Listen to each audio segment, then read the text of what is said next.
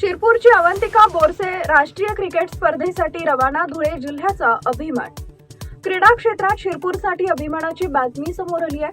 किसान विद्या प्रसारक संस्था संचलित कर्मवीर क्रिकेट क्लबची उदयोन्मुख खेळाडू कुमारी अवंतिका राकेश बोरसे हिची 17 वर्षाखालील मुलींच्या राष्ट्रीय स्पर्धेसाठी निवड झाली आहे. ती हरियाणा राज्यातील रोहतक इथं होणाऱ्या स्पर्धेसाठी रवाना झालेली आहे.